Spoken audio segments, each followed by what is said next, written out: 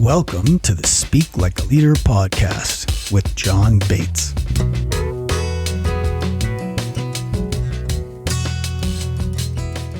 Welcome to the show. Today we've got Sir Stephen Wilkinson. Stephen, welcome. Thank you. Hi, John. Glad to have you. And so I'm going to let you tell people a little bit about Good and Prosper. What I'm going to tell everyone is that we met, I guess a little more than a year ago or about a year ago, and have worked together and played together and even attended breakthroughs on the Bayou together. And Sir Stephen is, of course, the thing that I think is so cool is that Sir Stephen is a knight. And not only is he a knight, I've discovered that he is a knight commander. So when you get a room full of knights, Stephen gets to boss most of the other ones around. And luckily, he doesn't really boss people around too much anyway. But Sir Stephen is one of the most chivalrous gentlemen I've ever met. I will admit that after his first note to me, I've had a man crush ever since. And Stephen's got a great background, a very eclectic approach to finance and business and leadership. And so I'm thrilled to have him here to talk with me. Stephen, thanks for coming. And so people can find you at goodandprosper.com. They can. And your Twitter handle is at goodandprosper. And tell us a little bit about what your focus is these days. I think I can best explain what my focus is these days if I tell you what I've been doing for most of my working life, because only then does it make any sense, I think. Perfect. I started off life with a distinct interest in literature, English literature and German literature. And that's what I studied. And I ended up in finance more by accident and because my family told me in no uncertain terms that when I proposed or told them that I'd been offered a traineeship working for an American company in 1987, a finance institute, a bank, they unanimously said, impossible. There's no way on this earth that you're ever going to have any success or enjoyment in an environment like that, which sort of sealed it for me. And then I did it, which gives you some indication of my character as well. So what we're going to do is tell you can't do something and you'll definitely do it. Yeah, and that tends to work today. It still works today, which is why I'm having great trouble with this lockdown. But maybe that's something we can cover later on in the program. I ended up in finance, found that fascinating, intellectually challenging, and interesting from all sorts of perspectives, which I don't need to go into now. I just found the challenge of understanding this rather strange world with its rather strange language around numbers interesting enough to stay the course. I think I signed on originally for a 2-year traineeship, which cost $40,000 or would have cost $40,000 if I had if I'd have broken it off at any one stage. So I had to stay long enough to earn my money back, earn their investment back, which meant I stayed there, I think, for 3 years and left very quickly. Afterwards, went to work for an outstanding German wealth management company as their head of investment policy, which, when I think back on it, I was 27 at the time, was an extraordinary decision for the partners to take, given what an imposter I thought that I was at that stage. But anyway, they did it. And because I've told you that there was one point about 3 or 4 months into... Tell us that story. Tell us that story. Into my first sort of time at that wealth management company, when I was sitting, I think it was a summer evening. I think I started in June, and it must have been, September. And it was a late evening, 7:00. I'd been called into the senior partner's office, who happened to be a good friend of mine and my then wife's. So he'd sort of taken a double chance hiring me for what for him was an extremely sensitive position. And I was in his study, the sun sort of setting gently about 7, 8 o'clock in the evening. Everybody else had left, and I was being torn to shreds. Sitting there, I can picture it now. I get sort of goosebumps thinking about it. Sitting in this chair, having this sort of 5 or 6 page memo that I'd written for him, just being torn to pieces. He was really on a roll, telling me basically I had no idea, I was incompetent, that nobody had ever come across had ever written such nonsense, so badly presented. And he just went on and on. And I remember my mind sort of wandering off, because I thought, I'm sure this is going to end sometime. Maybe I won't survive it. And I want to think of some nice things, thinking, how on earth did I get here? And also thinking, this is going to end so badly, because when I go home tonight, I'm going to have to tell my wife of 3 years that I don't have a job, and that this finance thing is going to come to a horrible end, and I've got to leave the business in whatever my notice period was, probably a couple of weeks. And I was going to have to think of something else to do. And I was in Munich at the time, and just all these thoughts going through my head, and the fact that I was actually really close to tears. I was 27 or 28, and here I was being made to feel like a 6-year-old who has just murdered his sister. It was just awful. Anyway, so coming back, I sort of came back as he was sort of winding down, and he picked up this piece of paper where I had handwritten this column of numbers, about 20 of them. I really can't remember what it was anymore, but it was something with a lot of numbers. And he held it up in front of me and said, "This is just nonsense. Nobody writes numbers like this. Nobody could put numbers in that messy order." And I said, and he said, "This is how you do it." And he sat down and he wrote down all my sort of 20 or 40 numbers. It took him about 10 minutes to write them all down, slammed them on the table in front of me and said, "That's how you write numbers down. And that's how you write numbers, because that's why we use squared paper in this job, so that the numbers can go in the right columns and they are underneath each other." And I remember thinking 2 things at the time. Number one, he's not going to fire me, because he wouldn't be taking all that trouble to explain something as basic as that if he was going to fire me, because why would he bother? He would just send me out to do my damage in the rest of the world with my ignorance. And the other thing I remember thinking at the time was, I get it. There is an order, a grammar to numbers that I need to respect. And I recognized in that moment the alternate truth was that if it had been words instead of numbers, I would have been equally distressed and equally angry.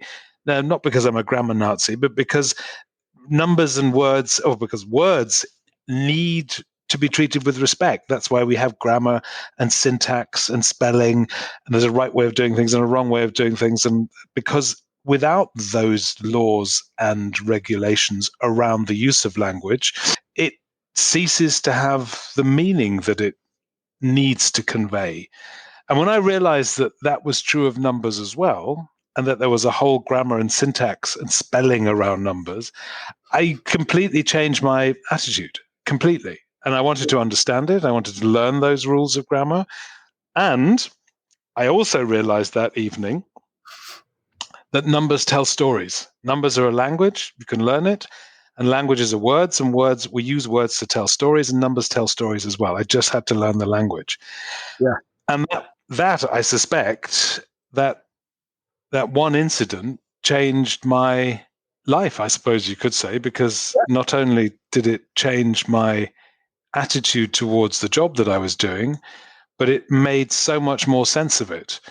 And so for the last 30 years, more or less, 20 years, no, 30, it is horrible to admit, but it is indeed 30 years, I have been sort of wandering around this great hall of finance, feeling always like a poet, always slightly lost, always sort of with one eye for an exit, but never quite managing to find it, and creating my own take and job spec within finance as somebody who has a basically literary storytelling bent. And so to answer your question, what do I do now? I moved from managing other people's money to managing my own balance sheet, and investing in small and medium-sized businesses, which was an area that I loved most because it allowed me to do two things. It allowed me to get engaged at a story level with businesses, which I've always much preferred than dealing with the aggregate, although I love financial history and economic history, and I think I'm quite well versed in that. But dealing with individual businesses, particularly human scale businesses, you're fully involved in the story and the narrative of those businesses, and I love that. And the second thing that I enjoy about those businesses is that I can use my own knowledge of finance to act as a sort of translator between the capital world and the operating business world. And I found that a great many entrepreneurs and business owners are not really that well versed in finance. It's not their primary skill set. Some of them, and a lot of them, tend to ignore it. They are not comfortable with their accounts and don't see their financial accounting as being something that is really integral to their job of creating value in their businesses. And I see my job as a sort of Sherpa translator, helping them to understand how they can leverage their own skills by becoming better, or rather more financially intelligent within their businesses. And that's what I set up Good and Prosper for. So I'm now coming after a very long excursion through the woods back to the ranch. I set up Good and Prosper as a platform business to see if I could find some way of creating a slightly larger audience for some of the key ideas and models that I've evolved for building financial intelligence for entrepreneurs. So that's what it is. I write occasionally, and I'm writing more and more on the platform because I find that I've missed that tremendously. And I'm creating knowledge models, courses, live and recorded, to enable entrepreneurs, small business owners, people involved in the business world to think in a different way about finance and to help people increase their own financial literacy. Because I just think it makes life easier if you have a solid grasp of finance. Yeah. I concur, and my experiences with you myself would bear that out, and what I've seen you cause for other people as well. So I love the excursion through the woods, and if you're okay with it, I want to go back, talk about a couple pieces of that, and get any thoughts that you might have if you want them. And then I'd love to talk about a number of other things. This ebook that you have just so graciously sent over to me this morning just came out that I'm super excited to talk about. And I would love to talk about a theory that you espouse about communication and leadership. So I think there's some really fun things to talk about still to come, but I do want to go back, and I just want to say that story of you in that office with tears brimming in your eyes, feeling like you were going to get fired, and then the insight that gave you, there are just a lot of leadership lessons in that. And I'll tease out a few of them. And then if you've got anything that you want to add to them or perhaps correct about them, I'd be super happy to hear it. But first of all, my experience and this is something that I find happens all the time when people really get clear about that story, about where they're coming from. When you shared that story with me for the first time, there's such congruence with people's stories, yours in particular in this case, but in general, there's such congruence between who you are, what you care about, what you bring, what's special about you, and that story. You know, I heard that story and it just was like a whole bunch of major pieces of the puzzle of Sir Stephen Wilkinson just fell into place. And all of a sudden, I felt like I got it. I got you. I got where you're coming from. I appreciated your special angle. you're a chivalrous poet of finance, and so number one, I fell in love with you, and I think that's the experience that I've watched lots of other people have when they hear that story, and it puts everything in perspective for me about what I can expect from you and where you're coming from, and it gives me, it's one of the things that I call emotional credibility, and that's a book that I'm working on right now. But I think that story. But I have you to thank for the story, because up until the moment when you told me to look for something some cathartic event, something that could be described as a bridge in my life over which I had traveled, and there was the time on the one side of the bridge, and then there's the time on the other side of the bridge. I had to dig quite deeply to find that, because you did dig deeply. I thought that was very inspiring. And I would never have, before we started our own process of crafting a speech, which you helped me do brilliantly. I had forgotten that. I'd forgotten it. I had forgotten it. It wasn't a story that it wasn't even a story that I thought was a story. Yeah.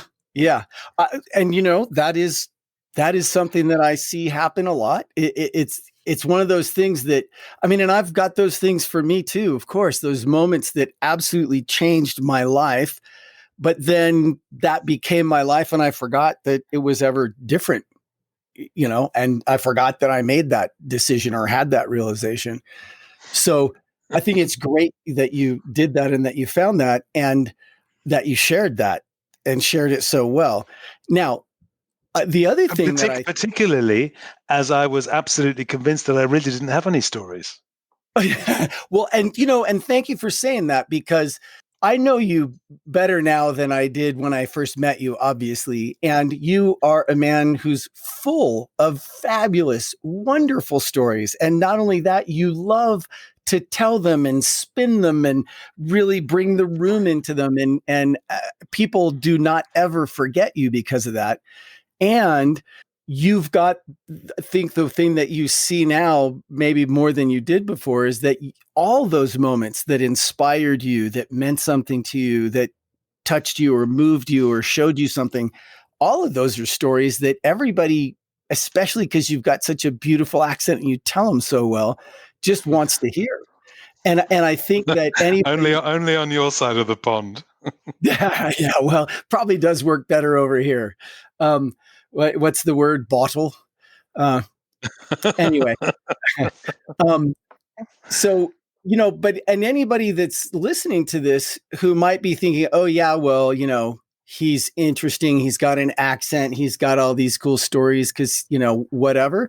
Everybody has those stories. You can't be a human being and get into adulthood and be functioning in society without actually having some interesting stories. I can tell you a very short anecdote about that. Something that I do a lot of trail walking, long distance trail walking. It's and send beautiful pictures.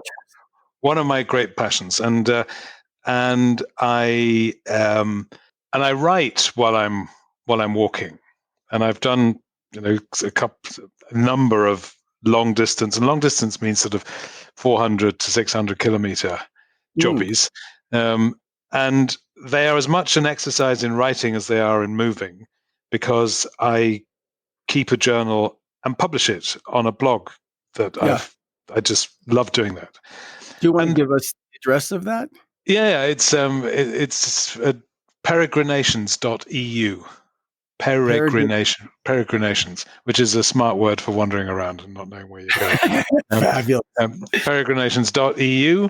And I've got a couple of long ones, a couple of short ones, and whenever I do an interesting one at home in Ireland, I always pop it up with some photographs and some coordinates so that people can download the map onto their Garmin and do it themselves. But when I was starting off, I was always wondering. I wanted to make it amusing because it's not terribly serious. I'm not wandering through the Hindu Kush with a Kalashnikov and a camel, so it's not terribly exciting. The places that I go to, it's mostly Europe and quite civilized places to be. But I wanted to make it amusing, and I was inspired by Robert Louis Stevenson, who wrote an amazing book, a travel book called Travels with a Donkey. And Travels with a Donkey is just him and a donkey walking through the forest of Cevennes in the southeast of France. He started ridiculously in October, which is about the stupidest time you can go walking down there, in the 1830s, 1840s, or whenever it was that he went. He was ill. He had a lung condition. He was never very well. And he was best known for his books, Treasure Island and Kidnapped. And he wrote this lovely travel book called Travels with a Donkey. And it's really funny. It's a really funny book. And reading his letters and his diary sort of alongside the book, I discovered a really interesting truth about how to write amusingly when you're writing travel literature. Mm-hmm. And that is, and he says this, he gives us this amazing phrase that he says, whether something is amusing or not, the things very rarely happen to people that are genuinely hilarious, but whether you are able to view yourself through a lens of humor, whether you are able to see the foolishness of your very existence, is the key to writing amusingly about things that happen to you. And I remember taking that with me on my first walk and thinking, that's absolutely true. And I was given an example of it on day one. I remember the very first walk I did was I left on the 6th of January, and it was really wet and stormy. And I planned to walk from the beginning of the Thames, from the source of the Thames, all the way through London and to the mouth of the Thames, which is about 300 kilometers. But it was so wet on that winter that I just couldn't do that walk. The last warning came from the environmental secretary saying the last kilometre of the Thames Valley has been shut for public access, so there's no walk and there's nothing. So I landed in Gatwick, and I had to make up my mind to do something. So I thought, well, I'll go to Wales because at least they've got a few mountains. It's not that cold, so I can walk on a slightly higher trail and just do that. So I did it, and I was walking. I took a train from central London to Bristol. And while I was at the train station, I went to buy a bottle of water and a newspaper. And as I was walking, and remember, I'd never done this before. And as I was walking to the train, I suddenly thought, fuck, I've lost my suitcase. I've lost my bag. Where's my bag? And I was rushing around the platform trying to find my bag. And I went back to W.H. Smith's, the newsagents, and said, have you seen a rucksack that I left here? And the woman behind me just looked at me and said, you mean apart from the one on your back? Of course.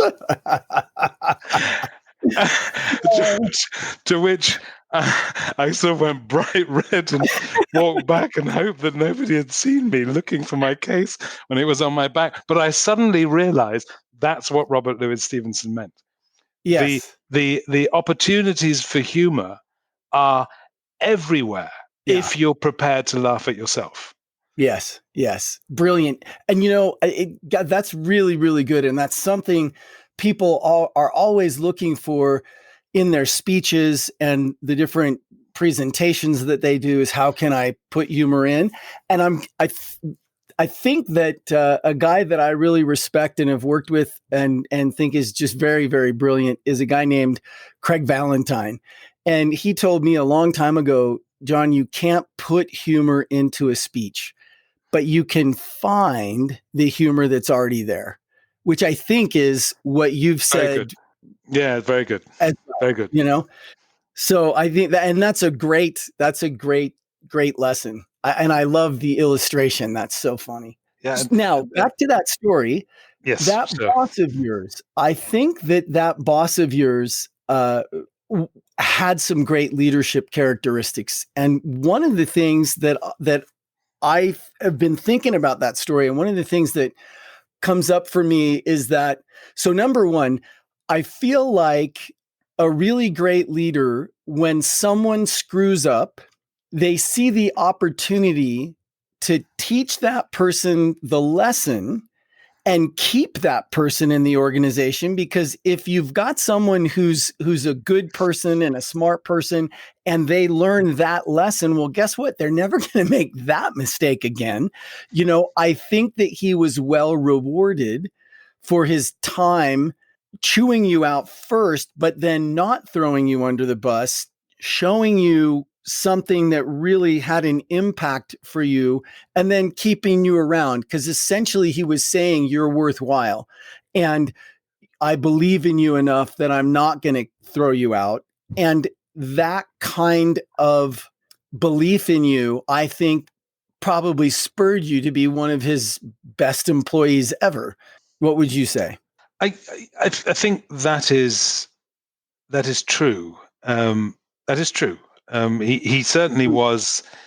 Certainly was an incredibly important mentor on my journey, and I deliberately chosen him because I had a feeling he was going to be really good. I desperately needed somebody who was outstanding at their task, at their craft, to teach me. I was fed up to the back teeth of working with what I saw as being marginally incompetent people in the company, in the bank that I was working with previously. I knew I wanted to master my subject, and I knew in order to master my subject, I had to find a master. I had to find someone who could teach me, and he was all of those things. I don't think I would have any level of the competence that I possibly have today without the grounding that he gave me. And he did it. He was brutal, and he was brutal. There's just no two ways about it. He was brutal. But his brutality came from a passion for his craft where he felt personally insulted if it was disrespected or just done cack-handedly. So, like I you don't and know. Yeah, I guess. And numbers now too, because I'm the same. I have the same anal fixation with the correct use of numbers. He also, by the way, was the very first person who told me never to trust numbers just because they come out of a computer. Oh, that's good. Oh, wow. I can't tell you how much money that saved me. That's great. Because there was a because when I was starting in the late 1980s, now early 90s, computers were becoming ubiquitous, and just because they were coming out of computers and not handwritten or typed, somehow made them more authoritative. Yeah, and he was equally brutal about saying just because they've come out of a machine doesn't mean that they are more or less reliable. Probably less reliable than if you'd written them by hand. Yeah. So, and I've taken that with me all the way. Well, that's cool. That's fabulous. So the other thing that I would like to talk about, just so we for sure get to it in the time that we have, is your ebook that you've just put out. And I want to acknowledge that at the time that we're recording this, it's kind of nearing the end of March. The WHO just said that the COVID-19 epidemic is, ramping up. It's getting worse by the day, exponentially. So it's a little bit of a scary time, and I think that one of the sayings, one of just to quote myself, just to be cheeky, one of my favorite sayings is, "It's easy to be a great leader when it's easy to be a great leader." But that's not when it makes a difference. When it makes a difference is when it's really, really hard to be a great leader. And that's what people, I think, need now. And that's the situation that we're in. So it'd be interesting to explore the question of why is it hard now? Yeah, well, let's do that. Because I think that's something that we could learn something about beyond just the current situation. Right? Like, what is it about now that makes it hard? So where would be the first place you would go? Well, let's look at what everybody knows. Everybody knows that, and I say everybody knows in inverted commas, because just because it's a story that we all tell ourselves doesn't mean it's true. Well, the story that the story we're all telling ourselves is this: we are facing a pandemic of historic proportions. We all have been told to stay indoors. People are going to die in large quantities, brackets, open brackets, unless we all stay at home. And even then, people are going to die in large quantities. The economy is going to shut down and is shutting down. And as a consequence, bad things are going to happen economically. But we're going to have to live with that because the alternative is lots of people dying. That's basically where we are right now. Nobody can tell you with any sort of accuracy, or any sort of, not even accuracy, nobody can tell you how much of that story is true. They just can't. Nobody can tell you whether they can't even tell you whether the first bit of it is really true. We do not. What are the if that's the story? That's the story. We are in the middle of a plague, and that plague is of Florentine proportions, and we're all going to have to lock ourselves in our rooms and not commune with each other. And I picked up a phrase yesterday that I never thought that I would read in my lifetime: the unfortunate but necessary cessation of general commerce nationwide. The unfortunate but necessary cessation. It's not tapering off. This is not reduction. This is cessation of general commerce nationwide. I never thought I would read that, but that's what we have. So what does that mean for what does that mean for leadership, or what does that do for the state of mind of people who are in positions of leadership? Firstly, it creates unbelievable amount of uncertainty as to the outcome. Number one. Number two, it makes it appear as though the outcome is inevitable and it's going to be awful. That creates a natural flight response from us. We want to get out of that situation, and we start thinking as business owners we start extrapolating into the disaster what that means for us personally, for our solvency, for our families, for our ability to provide. We are absolutely superb. Our thinking machines are superb at extrapolating into disaster. Once we get on that horse, we can gallop it for miles deep into the forest. And at the same time, that doesn't actually get us anywhere, because none of this story, none of it is true. There are elements of it that we can observe. Yes, people are staying at home, but at the same time, there are certain businesses that are booming at the moment. Anybody with an e-commerce site at the moment is booming, as long as they can get hold of product. There are some businesses that are deeply and negatively impacted.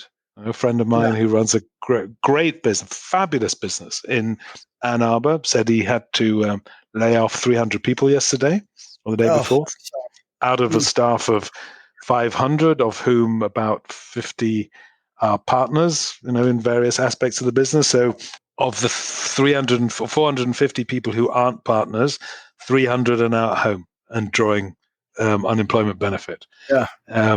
That is heartbreaking. It's heartbreaking. But as I say, so that's the challenge. So if we're asking why is this a difficult time, it's a difficult time because there seems to be a clear narrative that this is a disaster, that we're on the brink of an economic downturn that could easily turn into a depression. We're surrounded, even if you just take the macro view that, that the economy is being flooded with liquidity. Where's all the money coming from? How's it ever going to be paid back? How do you as a leader stand up in front of your people and say anything that is going to make you, that doesn't have the risk attached to it of making you look really stupid or really naive in 24 hours, 48 hours or a week? So we're faced with potential disaster, and then I suppose the question also comes up: what's the point? What's if we're all going over a cliff? What's the point in putting a tie on and going to work in the morning, because nothing I can do is going to make the blindest bit of difference. We're all doomed. Yeah. So that's the situation in which leadership now has to step up and do something. Would you agree? Yeah. I agree. And a couple of the things that I hear in there that I would just highlight are tremendous amounts of uncertainty. And I realized quite a while ago that I was willing to sell myself out for certainty. And, I just had zero ability to be with uncertainty. And this was in times that were, far more certain. I was having a hard time financially and in my business and things, but it was a much more certain time in general. And I realized just how much I was willing to sell myself out and sell myself short and give up when it came to trading that for some sort of certainty. And I keep going back to what I came up with in that time. Now I really spend mental effort reminding myself to find some way to be at ease with uncertainty. And when there's this much uncertainty, I think it is just very, very natural for people to have a very hard time being at ease with this amount of uncertainty.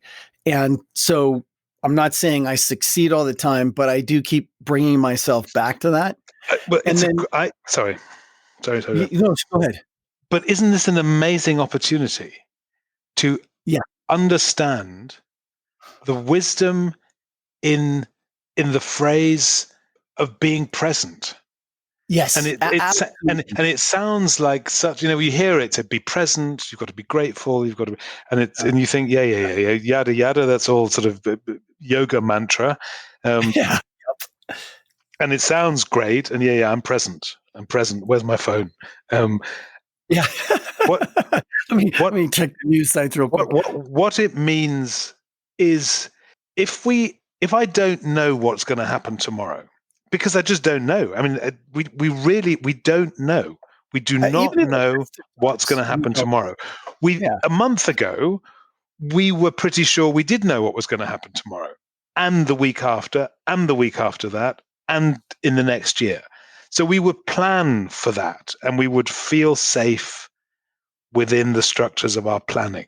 Today, we have to acknowledge, because it's been rammed down our throats, and we're sitting at home, hopefully not in our pajamas at 2:00 in the afternoon, but we are at home and we are in quarantine. We've been locked down and nothing is certain. Nobody knows anything. Nobody knows anything. So isn't this a great time to acknowledge the the dramatic curtailment of our plannable time horizon, and just to say, actually, getting through today is fine, because I have no idea what's going to happen tomorrow. I'm probably going to be sitting here, but I don't know what's going to change tomorrow. I don't know whether it's going to be better or worse. I just don't know. So what does that mean? That means being aware of where I am right now and reducing the amount of time over which I think I have to have some sort of control down to the immediate present. Yeah. And that means that instead of figuring out what I am going to do, I need to just concentrate on what I am doing. Yes. And that difference between what I'm going to do and what I am doing, completely divorced from what I was doing, because what I was doing yesterday is irrelevant. When we last saw each other at the beginning of March, that seems like 100 years away. It's a different lifetime. Who cares what we were doing then? All the parameters have changed. And what we see in a crisis like this is, firstly, what a dynamic situation we're in, number one. Number two, how all the variables can correlate to one at times of stress. When there's no such thing as diversification of returns in a crisis. There just isn't. Everybody in portfolio theory, there's all this theory about, gold. Gold works in a different way to treasury bonds, which work in a different way to stocks, which work in a different way to this, which work but in a crisis, it's all bullshit because everything goes down at the same time. So the correlation at the very time when you need it most or think you need it most is 1. Now, everything is perfectly correlated because everything that can be sold will be, and everything comes under the pressure at roughly the same time. So in a world in which those variables are dynamic, and in a crisis they all tend to correlate, the only thing you can focus on is what you are doing right now. And that's when leadership comes in, because you get to make a choice. You get to make a choice. You get to make a choice of how to be at any one particular time, how to respond, how to act, what to focus on. And it has a huge impact on the outcome. Yeah. So, Sir Stephen, what you just said is so key, and it reminds me of something. And I want to so first of all, I want to say that I will, in the show notes, I will put a link to Leadership in the Time of COVID-19, which is your beautiful play on love in the time of cholera. And, I think it's a great read. I just got it, so I haven't finished it yet, but it's beautiful. The first bit and the outline make me certain that I'm going to sit down and read this ASAP, and I would love for people to have it. And what you just said, who are you going to be in this time? It's so key. And I remember the first time that I ever realized that what we are called is human beings. And I think times of crisis like this, and really, I think it's not an exaggeration to say unprecedented times like this in my lifetime and yours as well, bring down the focus to that. We are human beings. And I think we treat ourselves like we're human doings. What am I doing? What am I doing? What am I doing? And when when it's brave to stay at home so that you're not, sharing this around and killing even more people. And it's tough to figure out how to be, right? Bravery usually looks like rushing towards the sound of the battle. Right now, I think bravery is actually being willing to stay home and not do that. And so that question of who are you being, I think, is a really interesting question. And what you say about being present, it's just so key and so important. Well, and I do that not as a spiritual practice. Leave that to one side. It's simply the question. It's simply a question of how can I reduce the amount of time in which I have to plan and think to the healthiest level. And it just happens to be when all the variables are firing in all sorts of different directions, the only thing you can really control is how you show up now. How you show up now, what you do now. And there are also in the book, and that little ebook that I wrote was meant to be a guide or a selection of stuff that you can do every day right now that will build and put you in I hope, much stronger position for whatever comes. And I'm going to be quite banal now to say either this works out okay or it doesn't. If it doesn't work out okay, what have you lost by being as good as you can be today? And if it does work out okay, you will be starting from pole position. Yes, very good. Now that brings me to the I think you called it the XY theory. Yeah, yeah. So we've got about 10 minutes before we've got to go. I know we have a hard stop, but I would love to hear about that theory and apply it to times like this. Your focus in this series of interviews that you're doing in your podcast is about leadership and communication. And my own take on that, and I've thought about this hard in the couple of days running up to our conversation, is that how you communicate depends very much on how you view other people. In other words, what is your picture of other people? Because how I see people determines, as a leader, how I think I need to talk to them. And there's quite a neat way of grouping people, particularly in organizations, and it's called the theory X and theory Y. And theory X says people dislike work, find it boring, and avoid it if they can. People must be forced or bribed to make the right effort. People would rather be directed than accept responsibility, which they try to avoid. People are motivated mainly by money and fears about job security. And people have little creativity except when it comes to getting around rules. That's sort of the theory Y, theory X view of the world. The theory Y view of the world is the opposite of that. And it says people need to work and want to take an interest in it, and under the right conditions, they enjoy it. People will direct themselves towards a target that they accept. People will seek and accept responsibility under the right conditions. Under the right conditions, people are motivated by the desire to realize their own potential, and creativity and ingenuity are widely distributed and grossly underused. So that's the theory Y. The theory Y is that people want to learn, they want to take responsibility, they're creative, and that they will bring their very best to the party under the right conditions. Okay? Yes. And the right condition is that you believe that they want to do that, and you create an atmosphere in which they believe it. Yes. So, and that, funnily enough, is leadership. Leadership is creating the safe space in which people can take responsibility, take interest, become creative, become responsible, and are motivated, and believe that what that effort will be rewarded and acknowledged in all sorts of different ways. And theory X says everybody is basically trying to game the system, so they need to be coerced and bribed and beaten.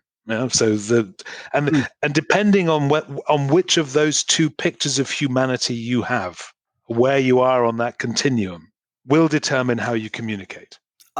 I think it's really true.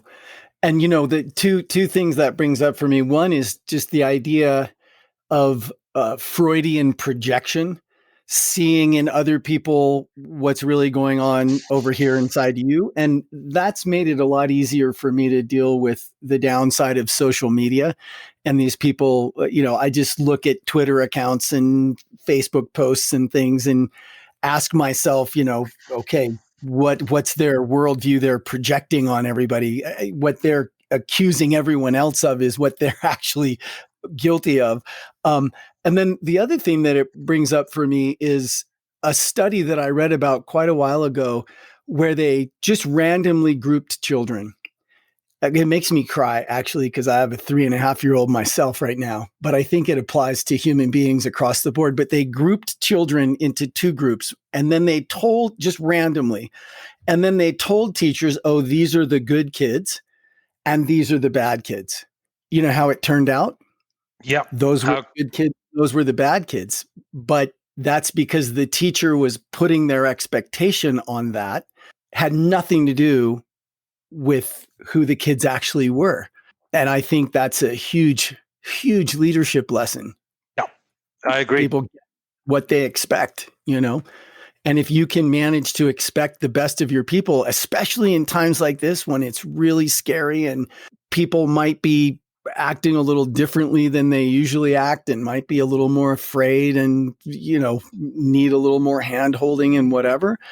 If you can just remember to talk to them like they're great, no matter how they might be being in that moment, I think it's just going to go better. There is a little sentence from Karl Popper who said, optimism is a moral imperative of leadership. Yeah. And a moral imperative means if you're standing up in front of people, and that doesn't mean you have to lie to them, but you have to have faith.